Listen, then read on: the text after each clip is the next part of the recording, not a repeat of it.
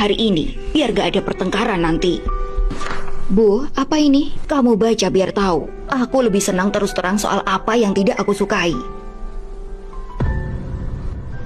Ibu, apa maksudnya ini? Singkatnya, anak muda sekarang harus punya kemandirian. Kami yang tua-tua ini sudah gak kuat. Kalau kamu mau aku membantumu, maka aku harus memperjelas peraturannya, biar nanti enak waktu mengerjakannya. Ibu, ini terlalu berlebihan. Apanya yang berlebihan? Aku sudah kerja keras selama ini. Di masa tua jadi babysittermu. Dari mana logika seperti itu? Ibu, aku nggak bisa menandatangani ini. Terus, gimana? Siapa yang akan merawat anakmu? Jangan khawatir, aku nggak akan merepotkanmu. Aku akan merawatnya sendiri. Kamu nggak punya kewajiban, jadi aku nggak akan menuntutmu. Ngomong aja gampang, kamu nggak perlu memaksakan diri. Ngerawat anak itu nggak mudah. Nanti kalau kamu nangis, jangan mohon-mohon padaku ya. Mudah atau enggak, itu tergantung aku dan Arya. Kalau kamu khawatir aku merepotkanmu, kamu bisa pulang kampung sekarang. Aku nggak akan menghentikanmu. Oke, kamu merasa mampu ya? Kalau kamu nggak mau aku di sini, aku pergi hari ini. Nanti pasti kamu akan butuh bantuanku. Bu, Ibu.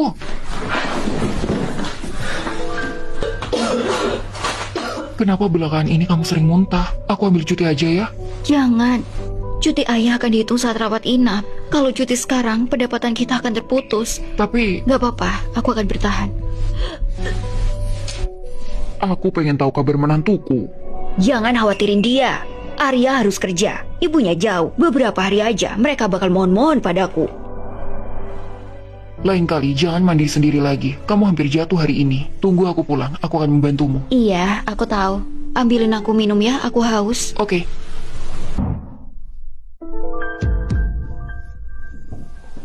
Halo, sayang. Kayaknya aku mau melahirkan deh. Hai, ini sudah lebaran yang ketiga. Apa menantuku tahun ini juga tidak akan kemari? Gak kesini gak apa-apa, siapa peduli? Kamu enggak, tapi aku peduli. Lihat Marni, dia ngajak cucunya bermain setiap hari. Aku sangat iri. Kalau enggak karena perjanjian bodohmu itu, kita enggak akan menyedihkan kayak gini. Kamu, kenapa sih sangat gelisah? Cepat atau lambat mereka akan datang ke sini. Selama 3 tahun, pernah nggak kamu melihatnya luluh? Bahkan ucapan selamat hari raya, di chat aja nggak ada. Kamu itu sudah menyakiti mereka. Kamu cepat minta maaf. Aku mau lihat cucuku. Aku nggak mau. Kamu. Aku kirimin uang saku. Dia nggak akan menolak uang. Dikembalikan. Kamu pantas digituin. Kenapa dikembalikan? Arya, Ibu, kenapa kamu di sini? aku mau ngomong sesuatu. Apa? Kan bisa lewat telepon. Sudah 3 tahun, istrimu gak pernah membiarkanku melihat cucuku. Lebaran gak ke rumah, aku kasih uang saku, malah dikembalikan. Aku itu neneknya, tapi kenapa dia malah kayak gitu? Ibu, masa sih kamu nggak tahu kenapa dia kayak gitu? Cuma karena perjanjian itu, bukannya dia tidak menandatanganinya. Terus kenapa masih dibahas? Kamu menyebutnya kayak gampang banget. Kamu tahu gimana dia melewati 3 tahun ini?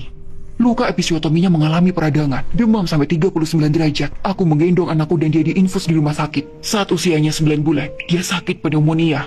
Dan waktu itu, aku harus berjalan bisnis dan dia menjaga bayinya sampai kecapean. Aku gak pernah ngomong padamu.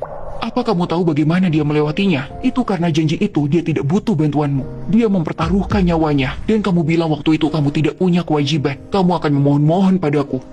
Ibu, kata-katamu itu seperti pisau. Dara ingat sampai sekarang. Kamu pun mengingatnya. Keluarga itu bukan tentang kewajiban, tapi tentang kata saling. Kamu sendirilah yang menutup pintu keluarga sedari awal. Sekarang kamu merasa kesepian, ingin melihat cucumu. Itu hal yang wajar. Tapi langkah pertama cairkan suasana, bukan dengan uang saku. Tapi kamu harus mengerti situasinya.